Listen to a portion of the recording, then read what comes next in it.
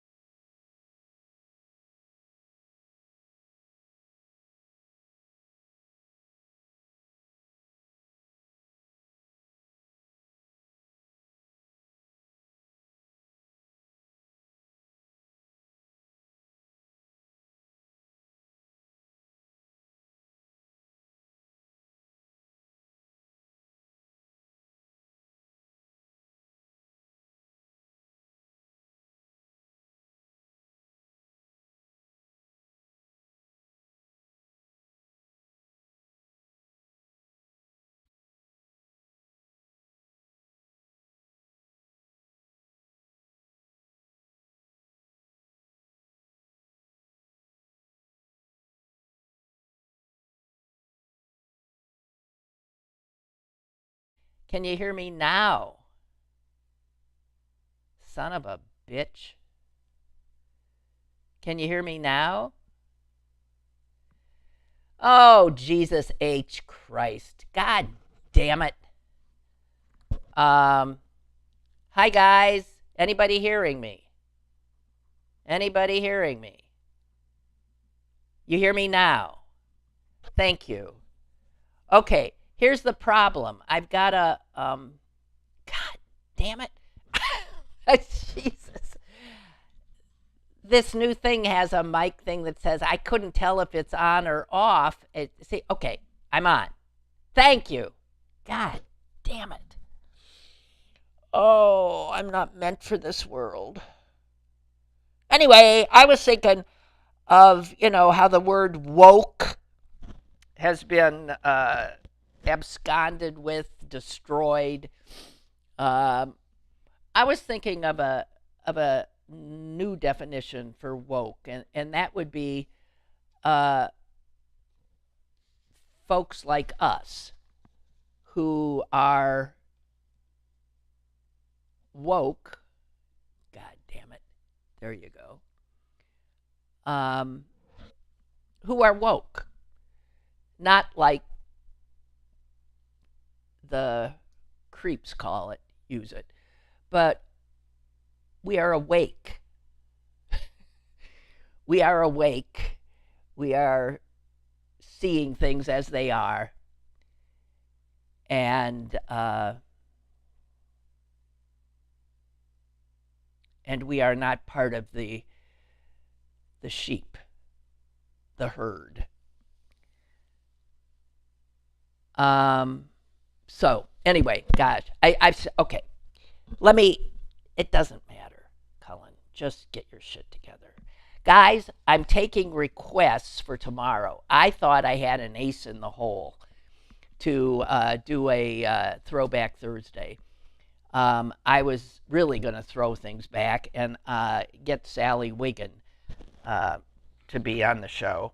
And what I didn't take into consideration was her busy schedule. And she has a very important meeting at the Pittsburgh Zoo tomorrow in the morning, and can't do it.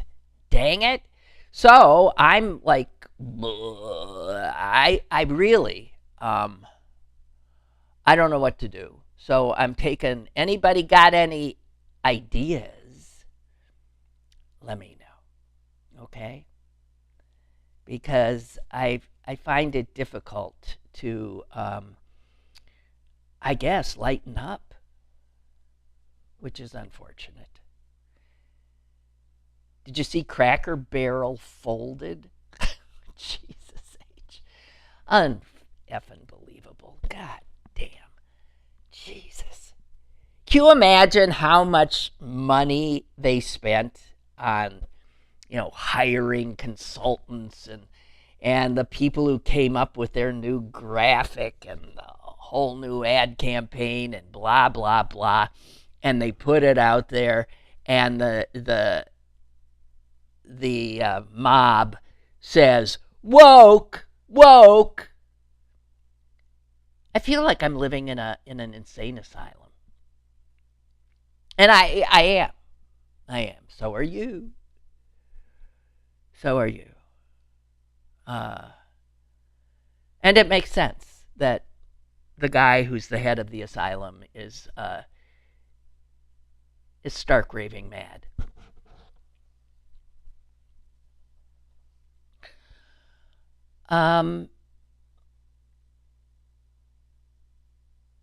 Okay. I want to talk. I don't want to do it yet. I want to talk about Trump's cabinet meeting yesterday. Thank God I didn't watch it. I couldn't have. I don't have the stomach. But I've read about it. And I understand. It was over 3 hours long and was televised. Does that mean CNN? Who televised it? A 3.5-hour show of ass kissing. Who the hell televised that? Fox, I'm sure. But did CNN? CNN I have found unwatchable of late. I find everything unwatchable, frankly. Because they keep playing it, both sides shit. Obviously, they're under orders to do so. So they have on and treat with total respect fascists, fascist apologists, people who are spinning what's happening as perfectly, I guess, normal. I don't know. Normal governance. I don't want to talk about it yet. I want to start by talking about how I first heard about it. And I first heard about it by forcing myself yesterday to watch a network newscast. I wasn't going to, and then I told myself, you cannot absent yourself from the sources that I think a lot of people are getting their news from. You have to be aware of what it is they're seeing, what they know. And I couldn't make myself do the local news. And I couldn't watch. I've gotten to a point, literally, guys, I do not have the emotional capacity because I become enraged, livid, and then I'm close to becoming like the lunatic throwing things at the television. So I just don't. So I did watch NBC's nightly news last night, and I've done this before to you, but I was so appalled that I took notes. Okay. Tom Brokaw's still alive, isn't he? I don't know. I'm thinking, who used to do the news at NBC? Wasn't it Tom Brokaw and John Chancellor? And I hope they're not alive. Because I cannot begin to imagine how sickening it is for them to see what passes for a network newscast now. I've talked about this before, but let's just take last night's. The number one story, as it so often is, was weather. And because weather has become, a little crazier, and it's visual. And so that's made for TV. So, lead story is always weather, and last night it was dust storm in Phoenix, and fires in Oregon, and flooding in New Mexico, or something. And video is, compelling. Yep, that's a dust storm, all right.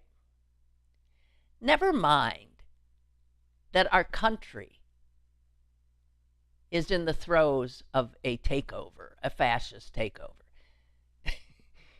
Let's look at the dust storm. And I'm thinking, were people killed?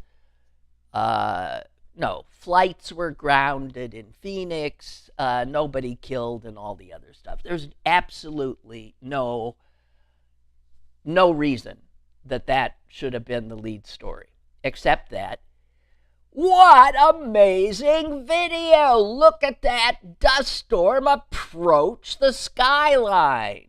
Watch it obliterate the skyline. And of course, the video is sped up to make it look like that thing and they never said the video is sped up.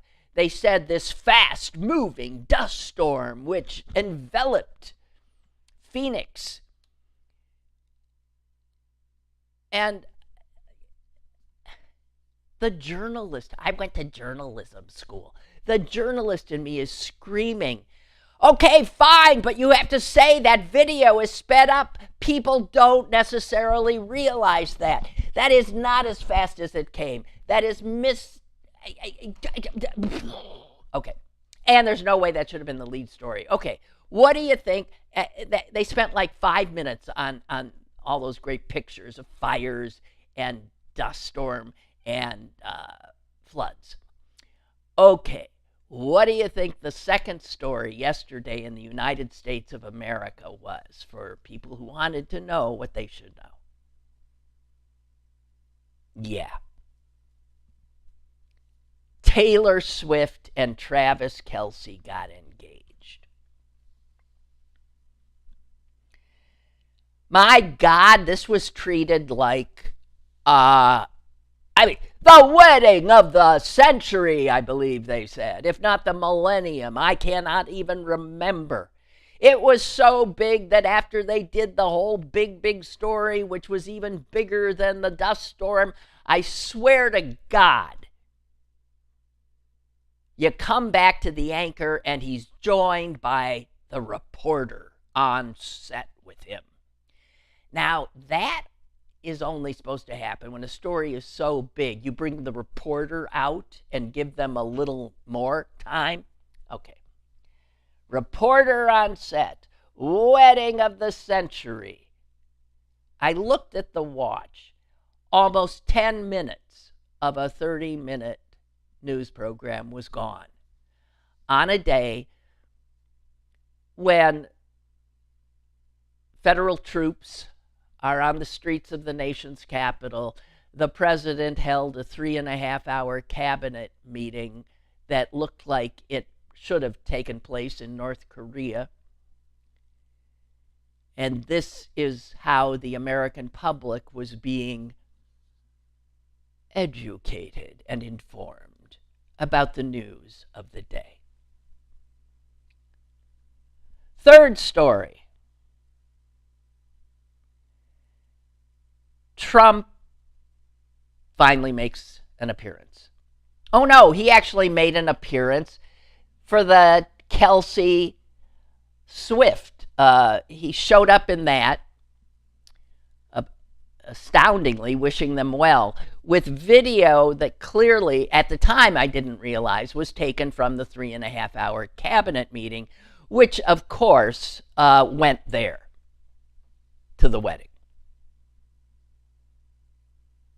But the third story was Trump's unprecedented, and they did use that word, unprecedented move to fire a governor of the Federal Reserve Board.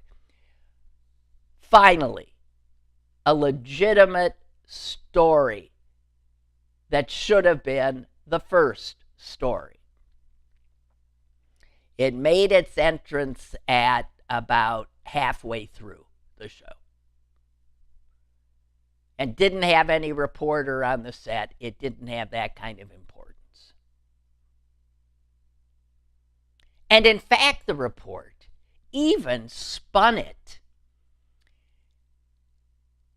in a way that made it look like Trump was doing the right thing, and that it said, Trump says, if Trump gets more control of the Fed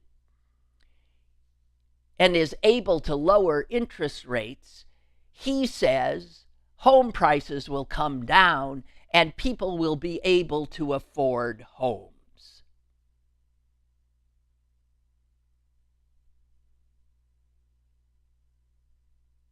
I couldn't believe what I was seeing. And then, because they had mentioned Trump, they showed him in this same report. It had nothing to do with him firing the governor of the Fed. They mentioned he was at that he had a cabinet meeting. They didn't say it was 3 hours long. But they showed him at the cabinet meeting calling for capital punishment in the Capitol. Anyone we catch here? So this is how this referenced the fact that there were troops in Washington, D.C., and the president happily, drooling as he spoke of killing any soul that they grabbed. We're bringing capital punishment to the Capitol. And that ostensibly, all of that was sort of the third story. From there, they went straight into another piece of great video of something none of us need to see. But we love this kind of thing. It was video of a car that had somehow gotten itself into some water, and a person was in the car. This was in South Carolina, and it took over a minute of the national newscast because a bystander risked his life, and we have video. Look at that guy head toward the car. Look at him pull that other person who he doesn't even know out of the car. And then interviews with the hero. Well, I just did what I'd want anyone to do for me. And interviews with the guy who he saved. Almost in tears. I would have been. An interview with the police person who said, yeah, that guy could have well ended up dead. But for that heroic man.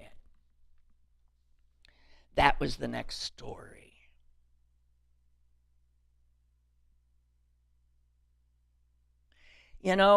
Guys, I could keep going, but it just gets more disgusting. Video of some explosion, because there's cameras everywhere now, if a house explodes, which happens, right? Some explosion in St. Louis where a house exploded and then a few other houses caught fire. Again, nobody was killed. But look at that explosion, and let's show it again.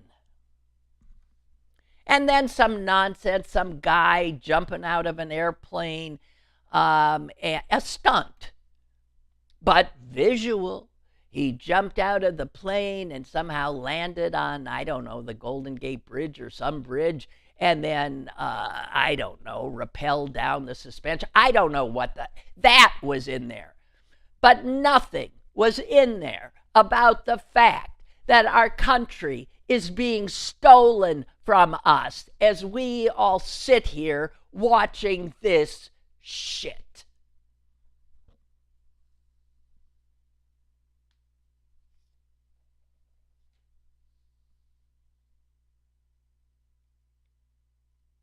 It's beyond belief. Beyond effing belief.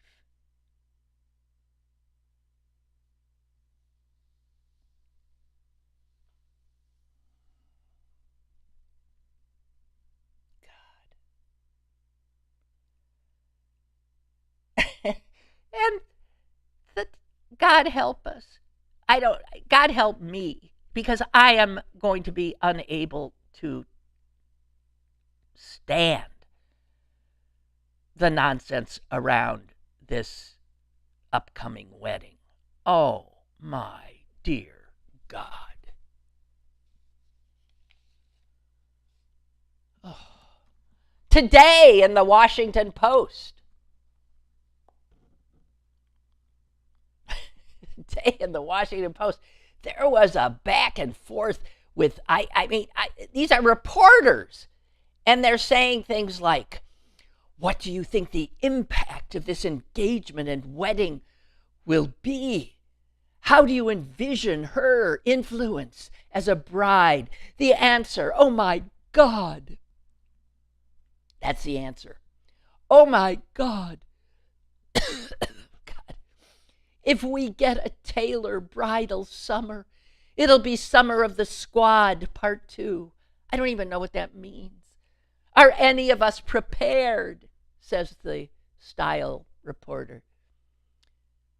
Like many people, I'm sure, I immediately referred, when I saw the announcement, to the Love Story music video to see if it might offer any clues. The white gown she wears is fairy tale princess, but in a hyper-literal way. You know, the corset, the bodice, everything. And on and on and on and on. And then one of them says, this is like it's a transcript that you're supposed to read of these style reporters going berserk. I want to circle back to Travis's shorts. I kid you not. This is what's in our newspapers.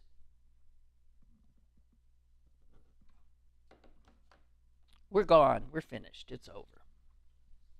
I'm serious. It's over.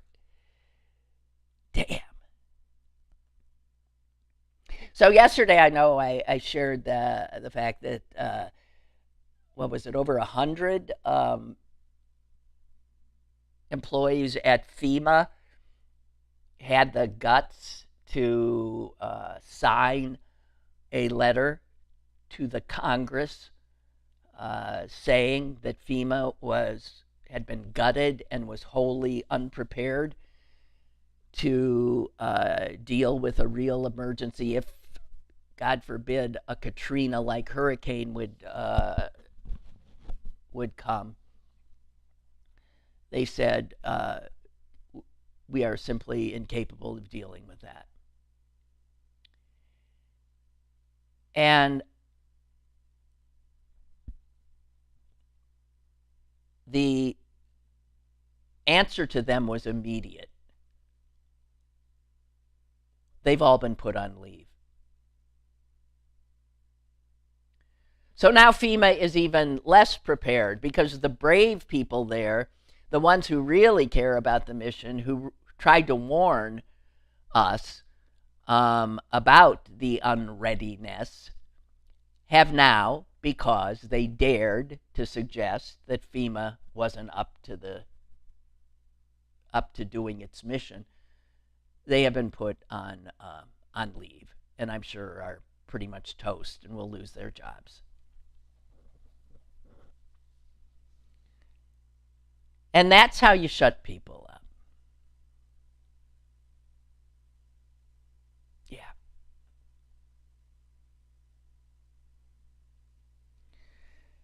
So let me get to this cabinet meeting. I didn't see it. I couldn't. There's no way I could watch that. 3.5 hours. And it was apparently a display of how far up Trump's ass each cabinet secretary could maneuver. And they went around the table with each person expected to praise him more than the last. I feel for the way, oh my God, no, they're starting at that end. I'm going to be the last one. What the hell can I possibly say? Other than literally get on my hands and knees and crawl over to him. It was that slavish. And I just read about it. By the time it got around to the agriculture secretary, she was apparently, well, this might have just been part of her routine, but literally this is a quote that she said to Trump. Thank you for saving college football, by the way. What? What? Thank you for saving college football, by the way, said Agriculture Secretary Brooke Rollins. We're all very grateful. The country just feels different. Ha! There, an inadvertent utterance of truth. You bet the country feels different, babe, because it's now a fascist police state where members of the president's cabinet, instead of advising him,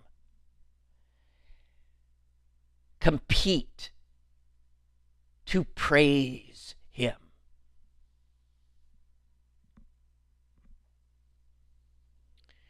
Now, the reporter who's reporting this, that I read, this is from the Washington Post, gives you enough of what happened at that 3.5 hour show to be repulsed, to get the gist.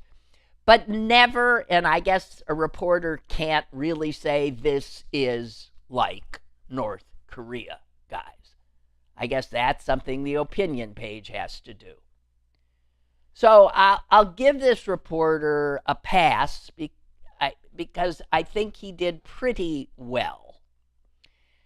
Because after, for instance, quoting, thank you for saving college football, he said, nearly all presidents receive some flattery from their subordinates. The profuse nature of the praise for Trump, however, bore similarities to other countries where public displays of obedience are prized above all. Now, see, he didn't have the guts to say, in other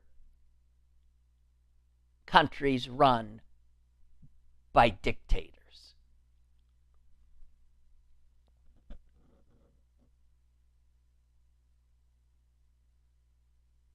And then, he goes on to say the unanimity of praise got a boost from the White House's decision earlier to take control of which journalists are allowed into the small pool that covers events.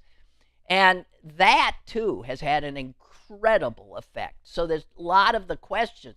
The fact that any reputable news operation would televise this show is mind-blowing, because the press plays a role, this hand-picked press, because they ask fawning questions. Guys, it's North fucking Korea, okay?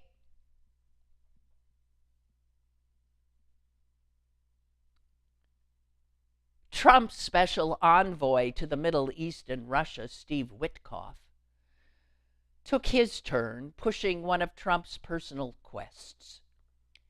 Witkoff said, "There's only one thing I wish for, Mr. President.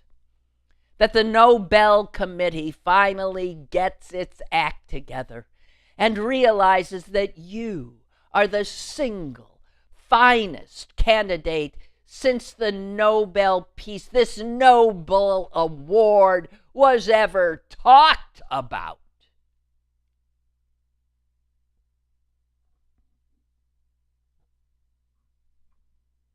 And again, after the reporter shares that gem with us, he again attempts to say, this is not normal, because he says, this meeting stood in stark contrast to how previous presidents have managed their cabinets.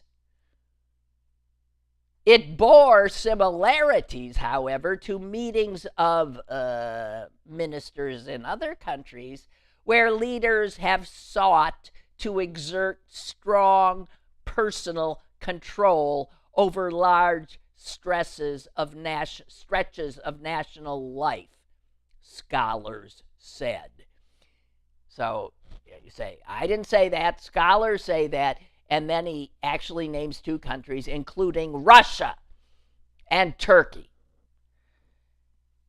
And then mentions, and it came on a day when Trump sought to expand his authority further by bringing the Federal Reserve under his sway. Another effort with little modern precedent. So I will give this reporter a tip of my cap. This is as much as can be expected. Now,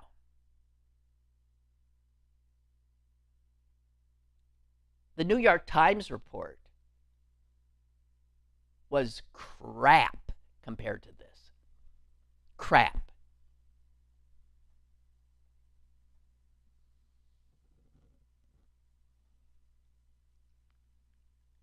And the creepiest thing I read in it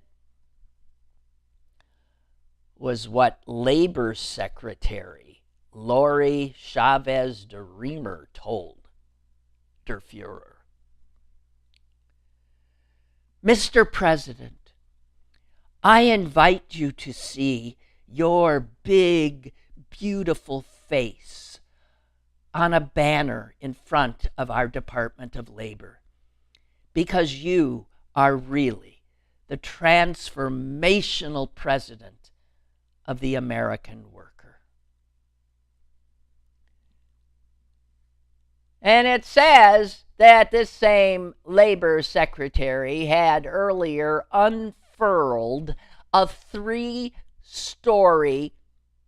banner of Trump's big, beautiful face that now blocks, I guess, the windows of the building.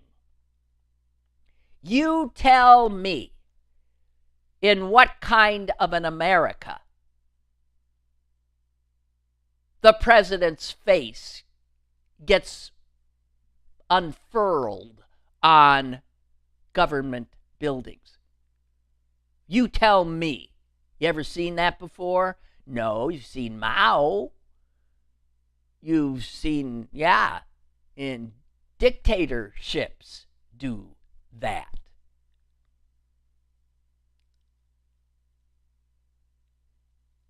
And everybody is just carrying on with business as usual.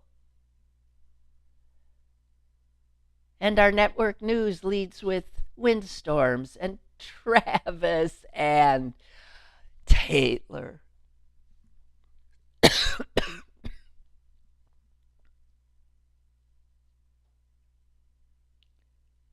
It's, as I said, we are awake. But we are in an incredible minority. And the number of people who are awake, who are actually doing anything, taking any action, is even a smaller minority. I saw a letter to the editor that was written by a Canadian today in the New York Times. Here's part of it. I am a naturalized Canadian. I lived in the United States for 53 years. My 3 children still live there. I moved back to Canada in 2022. There is profound disillusionment and shock here at the lack of resistance to what is going on to our south. Why aren't more people resisting and pushing back? My Canadian friends keep asking. I am deeply grateful to be living here in Canada now, just as I was once deeply grateful to live in the United States. We fear you are running out of time to save what was once a beacon of light for democracy worldwide. Please, get beyond your divisions to fight back before it's too late, and you find yourselves living in the ruins of a country that has willfully destroyed itself. But Travis and Taylor are getting married! And did you see the video of that dust storm? It was unbelievable.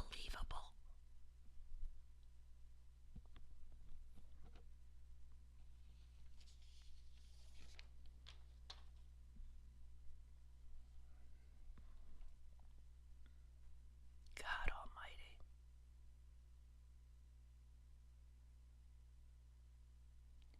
Almighty. In that meeting, Trump actually did say, so I hear the line is, I'm a dictator. And then he went on to say, well,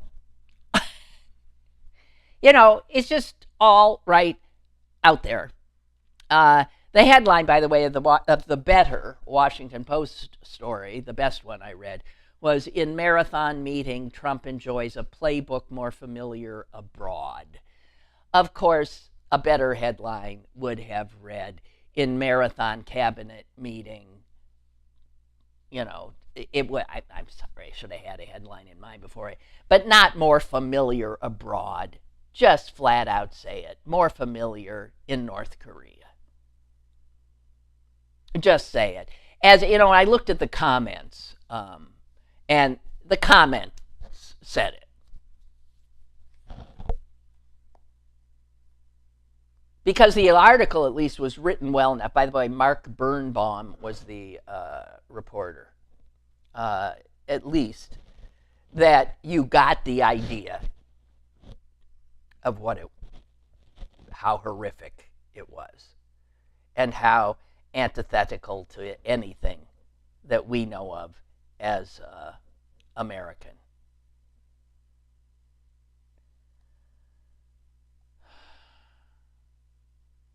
Here's one comment.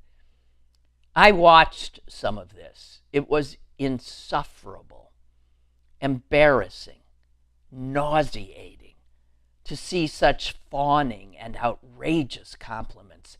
If this had been a sitcom, I'd say you're overdoing it. The last time I saw anything like this was with the North Korean dictator. This kind of fealty to a person, not to the office, but to the person, has no place in our government or culture. I thought I was witnessing the apotheosis of a pharaoh.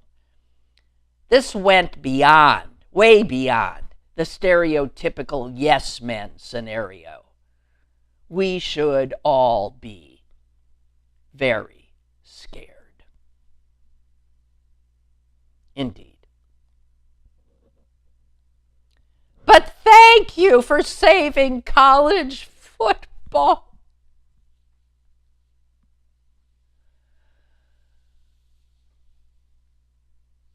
Oh, my God. Okay. How the hell am I supposed to do a Throwback Thursday tomorrow? I'm not kidding you. If any of you have any ideas, you better send them to me. Help!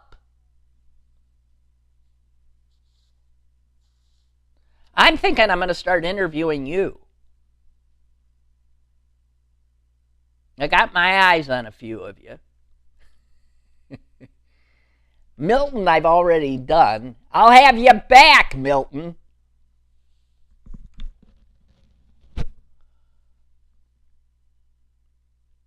Mord, I'm looking at you. Jonathan, I'm just saying.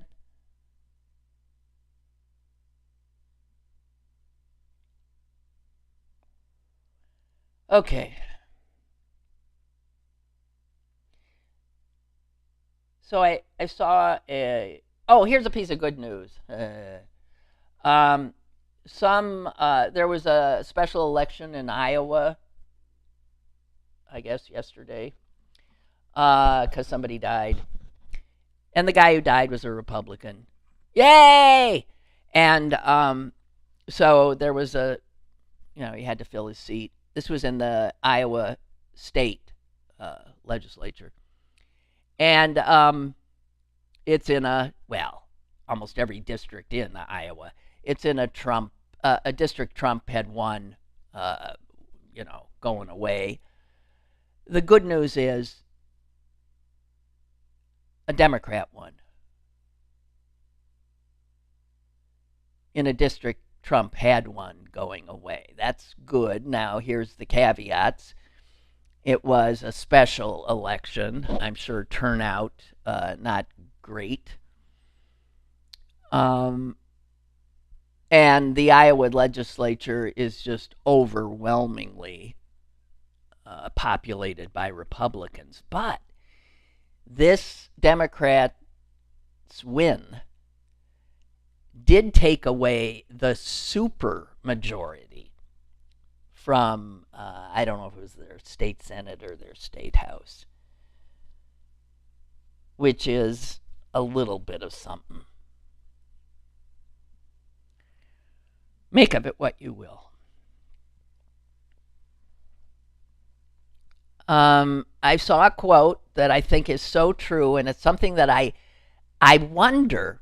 I've always wondered this about artificial intelligence and the brilliant minds that have brought it to us. I never understood this about these scientists, these smarty pants.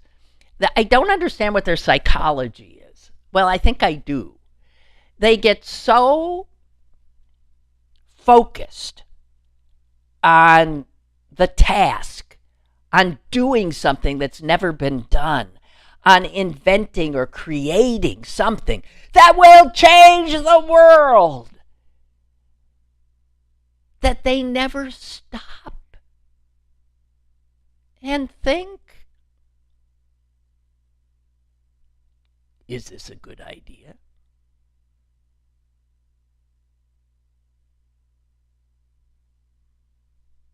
Is this a good idea? And then even if they do, they brush it off because.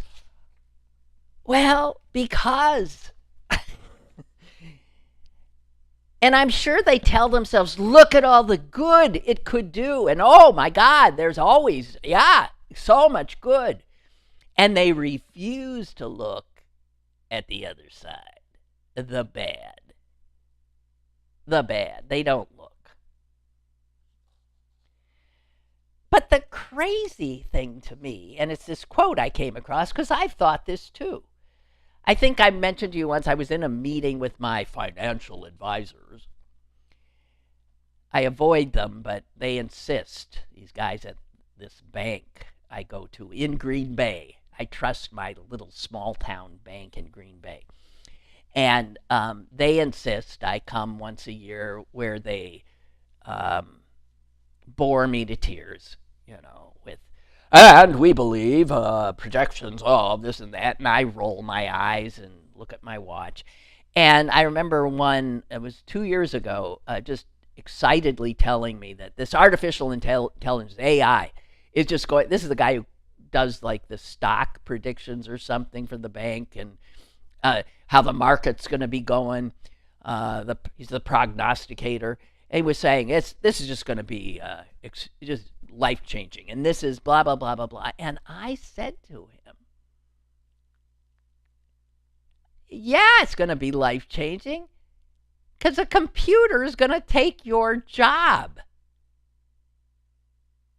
I mean, his job is exactly the kind of job a computer, these AI guys can do, like, poof, like that. And so the quote I saw was, artificial intelligence is ideally suited to replacing the very type of person who built it. Yeah. They give the machines the advantage of having a brain bigger than any one human can have. And then they don't realize that they become superfluous.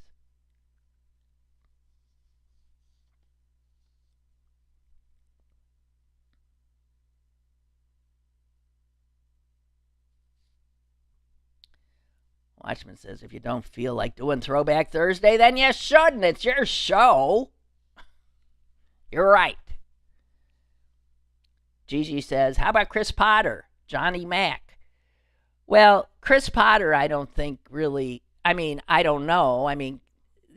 Chris, works for, WESA, and I don't know if they'd want him doing it. I could try. McIntyre, sure, he'd be.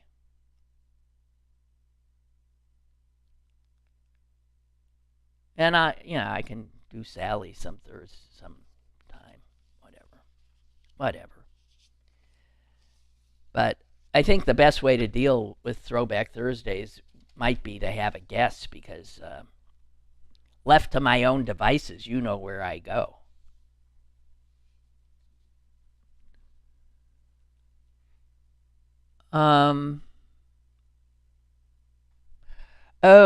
I'm looking at things. Just one more a quote that I have here, Desmond Tutu, and it's just so right on the money.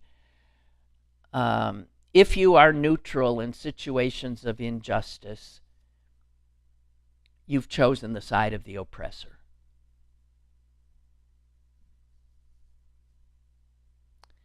And I want to say, I've mentioned before that there are these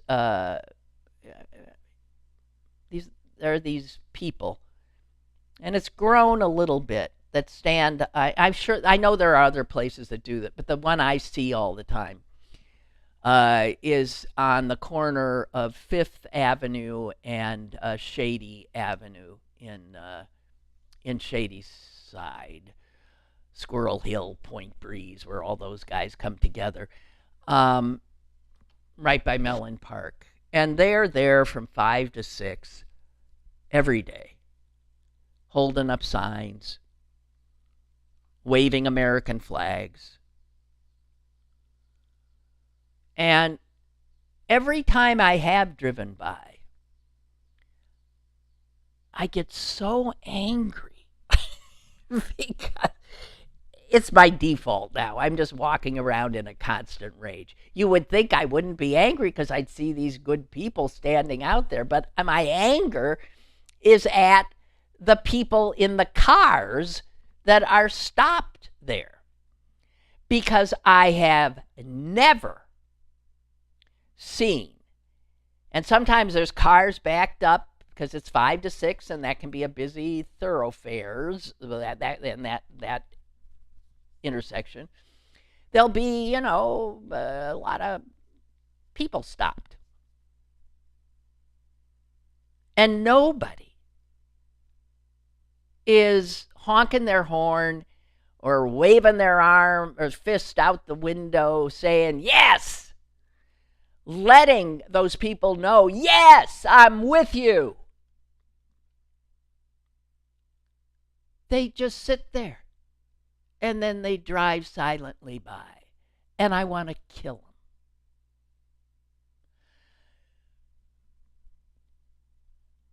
Obviously, I do not drive silently by. I lay on my horn. I scream out my window.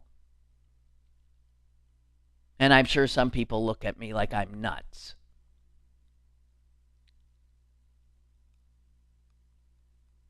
But I gotta tell you, the silence of my fellow Americans in situations like that,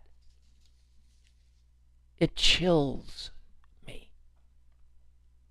Guys, that's why I'm so pessimistic. I just think it's over. It's over.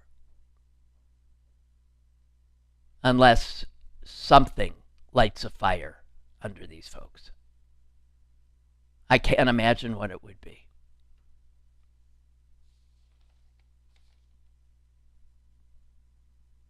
I didn't know I lived with so many good Germans.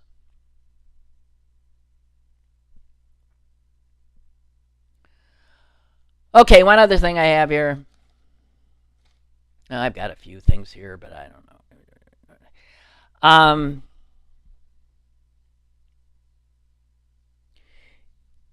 I said yesterday, I just don't get how so much of what they're doing, these fascists, is destroying, they're destroying our government, but they're destroying the parts of our government that are there to safeguard us.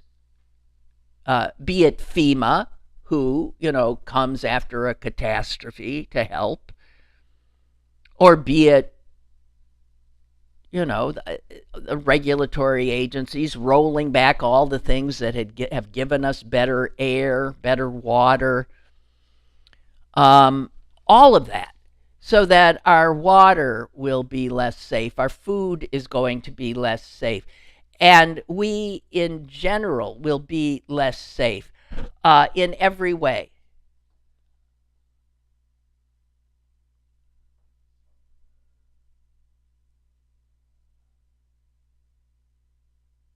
The FBI, here's a headline, FBI plans to lower recruit standards.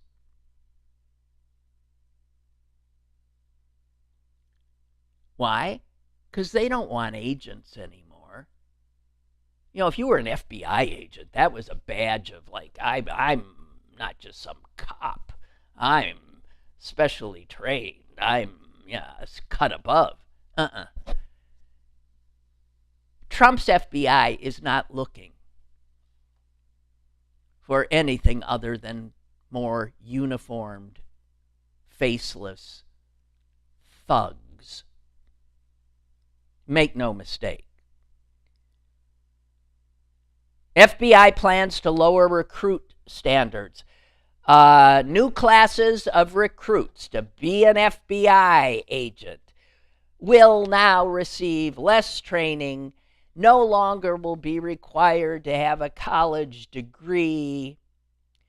And this comes as the FBI anticipates losing up to more than 5,000 employees by next month.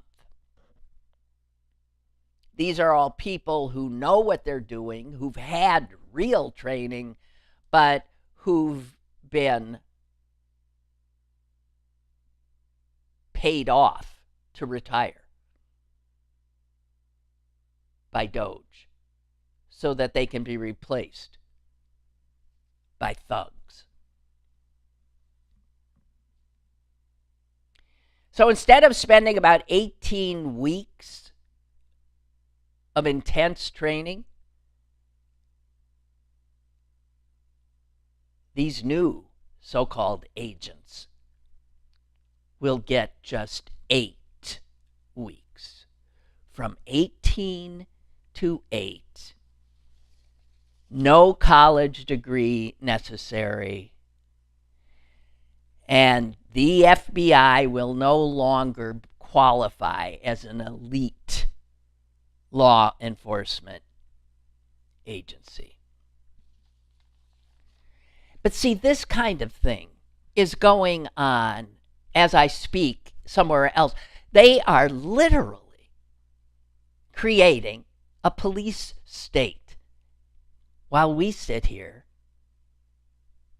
doing nothing. Tulsi Gabbard.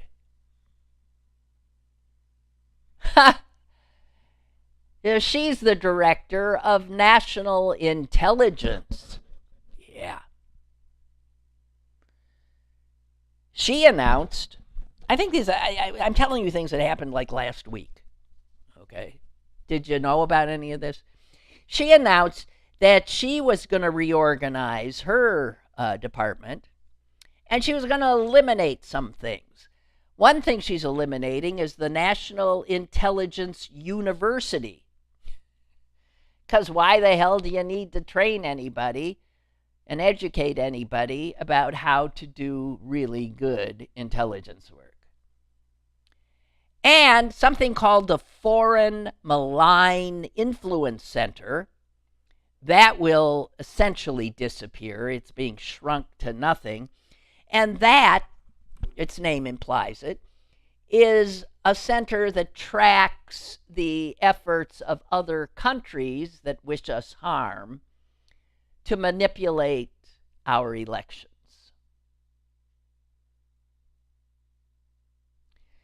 So our head of national security is getting rid of agencies designed to secure our elections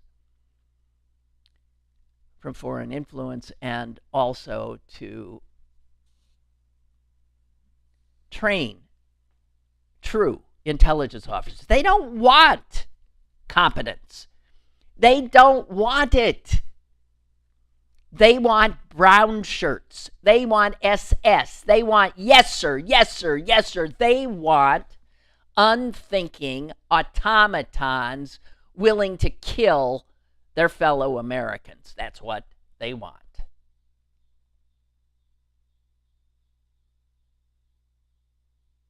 The Foreign Malign Influence Center was created by the Congress just 3 years ago. And it was there to coordinate all the efforts between various agencies to monitor any threats to our elections. Now, the fascists always say that they're safeguarding our elections, which are suspect, right? Of course, it is the exact opposite. They are destroying the very means by which people who really want to secure your vote tried to assure your vote would count.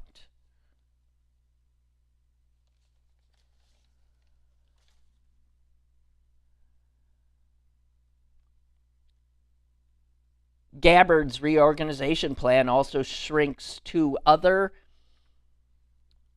centers in her department, and one is dedicated to, get this, cybersecurity.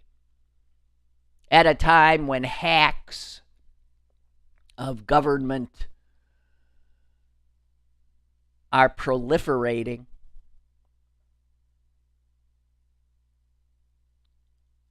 and one of the ones she's going after is a center that focuses on hacking that creates chemical, biological, and nuclear threats. Cybersecurity that focuses on chemical, biological, and nuclear threats to us.